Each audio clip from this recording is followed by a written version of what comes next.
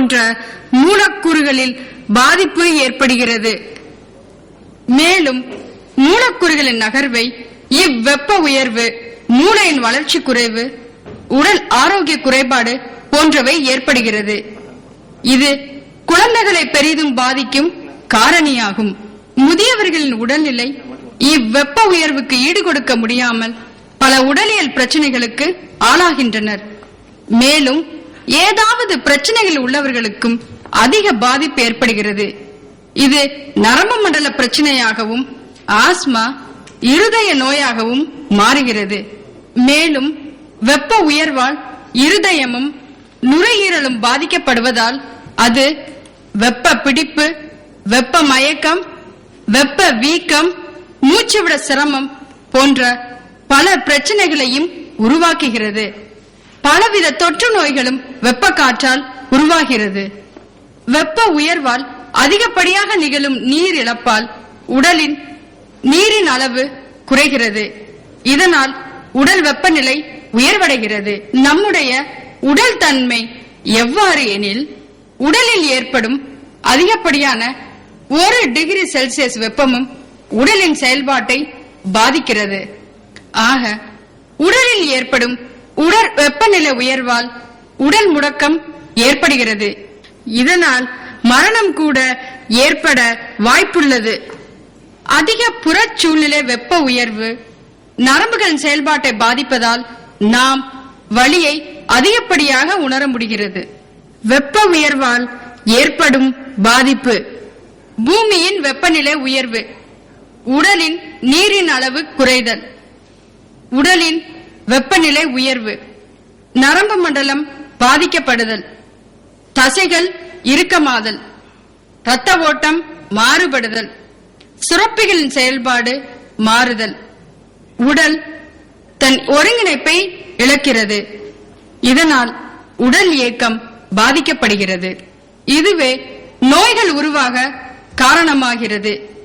கவனிப்பற்ற இப்பாதிப்பே நோயாக மாறுகிறது.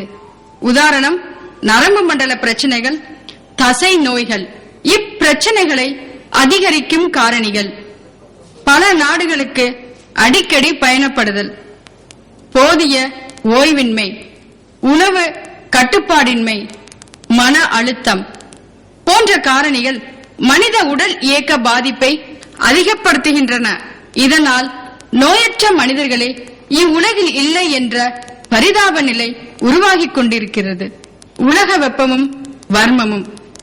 உலக வெப்பமயமாதலால் ஏற்படும் மனித உடல் இயக்க பாதிப்பை சீர் செய்வதில் மிக முக்கிய பங்கு வகிப்பது நமது பழமையான வைத்திய முறையாகிய வர்ம சிகிச்சை முறையாகும்.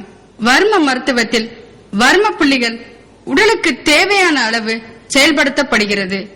இதனால் உடல் அதன் சீரான செயல்பாட்டிற்கு வருவது மட்டுமல்லாமல் அது புறச்சூழ்நிலை வெப்பத்தின் தாக்கம் உடலை பாதிக்காத வண்ணம் பாதுகாக்கிறது.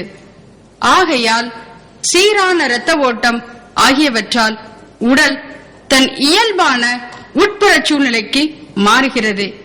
இம்மாற்றத்தால் சுரப்பிகள் சீராக செயல்படுகிறது. ஆகையால் உடலில் உள்ள அனைத்து உறுப்புகளும் ஒருங்கிணைக்கப்படுகிறது. இவ்வொருங்கிணைப்பு நரம்பு மூலம் மூளையின் கட்டளையால் கட்டுப்படுத்தப்படுகிறது.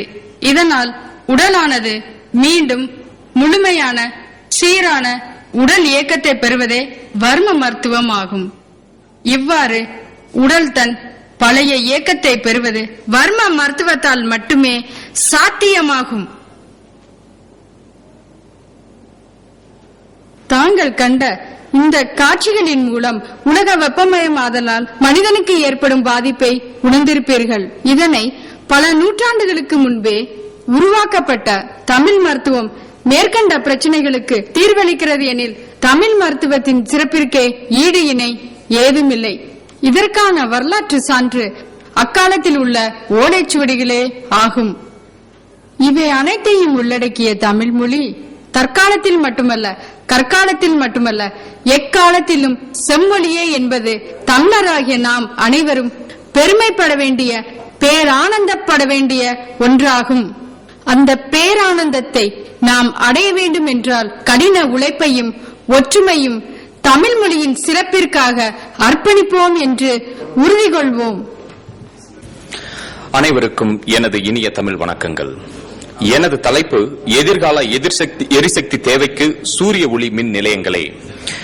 ஒவ்வொரு நாட்டின் முன்னேற்றத்திற்கும் அதன் உற்பத்திக்கும் மின்சாரம் என்பது மிக முக்கியமான காரணிகளில் ஒன்று. இன்றைய காலகட்டத்தில் இயற்கை வளங்கள் மிகவும் நாளுக்கு நாள் குறைந்து கொண்டே வரும் காரணங்களினால் அதை நம்பி உருவாகியுள்ள மின் நிலையங்களின் உற்பத்தி பெருமளவு பாதிக்கப்பட்டுள்ளது. நிலக்கரி மூலமாக தயாரிக்கப்படும் மின்சாரம் நமது பெருமளவு மின் தேவையினை பூர்த்தி செய்கின்றது. ஆனால் நாம் பெருமளவு நிலக்கரியை அயல் நாடுகளில் இருந்துதான் இறக்குமதி செய்து கொண்டுள்ளோம். மற்றபடி பெட்ரோல், டீசல் கொண்டு மின் உற்பத்தி செய்வதை பற்றி சொல்ல தேவையில்லை. அதன் விலையின் ஏற்ற தாழ்வுகளும் சுற்றுப்புற சூழல் சீர்கேடுகளையும் பற்றி உங்களுக்கே நன்றாக தெரியும். நதிநீரை அணையில் தேக்கி வைத்து மின் உற்பத்தி செய்வது ஓரளவுக்கு கை கொடுத்தாலும் பெரும்பாலும் சரியான காலகட்டங்களில் மழை பெய்யாததால் அதை நம்பி சீரான மின் உற்பத்தியை எதிர்பார்க்க முடியாது. காற்றாலைகளின் மூலமாக மிகவும் சொற்ப அளவிற்கு தான் நாம் மின் உற்பத்தி செய்கின்றோம். அதுவும் மிக சில இடங்களிலே இயற்கைக்கு உட்பட்டுத்தான் மின் உற்பத்தி செய்ய முடியும். அணு மின் உற்பத்தி ஓரளவுக்கு கை கொடுத்தாலும் தேவைக்கேற்ப இன்னும் அதன் உற்பத்தியை அதிகரிக்க வேண்டும். ஆனால் அதை நாட்டின் சுற்றுப்புற சூழல் பாதுகாப்பு கருதி ஆதரிப்பவர்களும் எதிர்ப்பவர்களும் போடும் சண்டைகளையும் அதில் இருக்கும் பிற முட்டுக்கட்டைகளையும் வைத்து அந்த திட்டம் எந்த அளவிற்கு வெற்றி பெறும் என்பதை பொறுத்திருந்துதான் பார்க்க வேண்டும். இப்பொழுது தமிழ் இலக்கியத்தில் சூரியனை பற்றி பார்ப்போம். பண்டைய காலத்தில் தமிழர்கள் சூரியனை பற்றியும் வானவியல் அறிவியலிலும் மிகுந்த அறிவுடையவர்களாக விளங்கியுள்ளனர். மேலும் சங்ககால இலக்கியங்கள் பலவற்றில் சூரியனை பற்றி பல பாடல்களில் காணலாம்.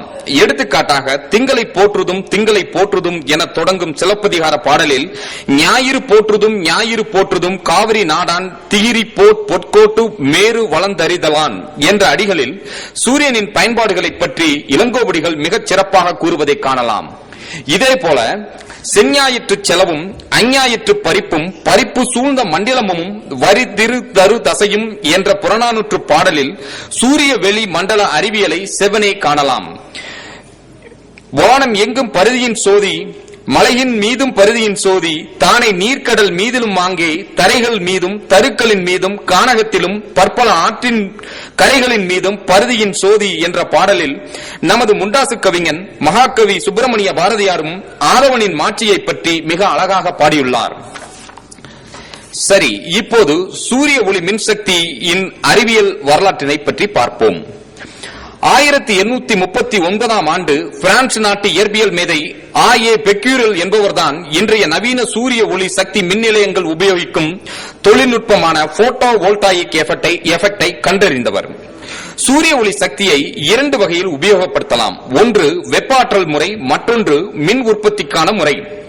ஆரம்ப காலந்தொட்டே சூரிய ஒளி சக்தியை கொண்டு வெந்நீர் தயாரிக்க, வீடுகளை குளிர்விக்க, காற்றோட்டமாக்க, தண்ணீர் சுத்தப்படுத்த, சமையலில் உணவு தயாரிக்க என பல வகைகளில் வெப்ப ஆற்றல் முறை உபயோகத்தில் இருந்தாலும் பெருமளவு உலக நாடுகள் பலவற்றின் விருப்பம் என்பது சூரிய ஒளி சக்தி மூலமாக மிகப்பெரிய அளவு மின் உற்பத்தி நிலையங்கள் துவக்குவதே. உலகிலேயே ஸ்பெயின் நாடுதான் அதிகப்படியான சூரிய சக்தி மின் உற்பத்தி நிலையங்களை கொண்டுள்ளது. அந்த நாடு தனது மொத்த மின் தேவையில் 12% சூரிய ஒளி மின் உற்பத்தி நிலையங்கள் மூலமாகவே பெறுகின்றது. மேலும் அது தனது உற்பத்திக்கு அபரிதமாக உள்ள மின்சாரத்தை ஜெர்மனிக்கும் விற்றுக் கொண்டுள்ளது. அமெரிக்கா தனது கலிபோர்னியா மாகாணத்தில் உள்ள